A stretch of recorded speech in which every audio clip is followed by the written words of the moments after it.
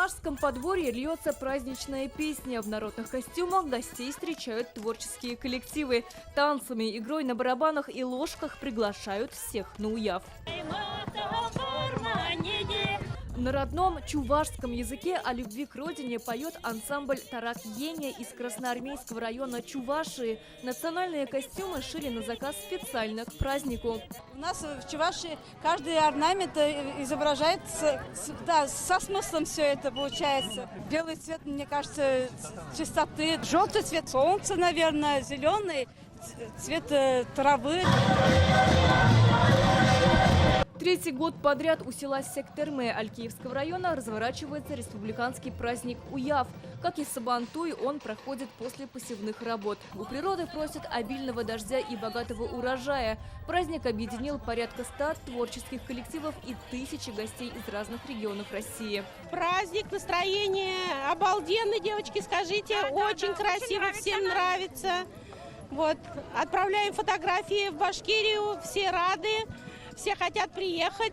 В год семьи гостей Уява знакомят с традициями чувашской семьи. Издревле мужчина-защитник и добытчик, женщина-хранительница домашнего очага. Мы приехали из Чувашской республики, город Новочебоксарск. 15-летняя Арина Федоренкова участвует в конкурсе «Красавица Уява». В прошлом году была победительницей. Здесь участницы демонстрируют не только внешние данные, но и знания обычаев, истории, культуры своего народа. Мы старались, ответственно относились к этому конкурсу, и нас хорошо тепло встретили. Мы выступаем на многих конкурсах, не только именно здесь, и в Йошкар-Оле, в Зеленодольске выступаем. В Татарстане сегодня живут больше 90 тысяч чувашей. Это третья по численности национальность в республике. Уяв – место их единения. От имени Рустама Минниханова всех гостей поздравил заместитель председателя Госсовета Юрий Камалтынов.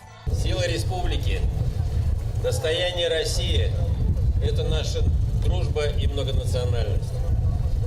По нашей республике сейчас проходят прекрасные праздники.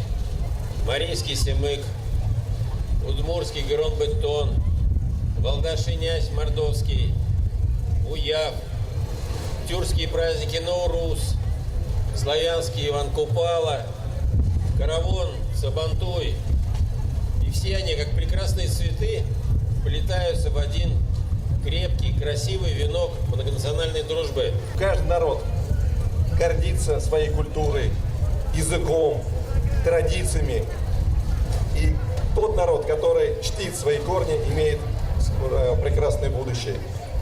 В республике все делается для того, чтобы каждый народ чувствовал себя в Татарстане как в своем доме. Кульминация праздника – хоровод вокруг дерева, которое посадили здесь же. Оно считается прообразом священного для чувашей древа жизни. Здесь верят, сделаешь несколько кругов, взявшись за руки, урожай обязательно будет хорошим, а дружба крепкой.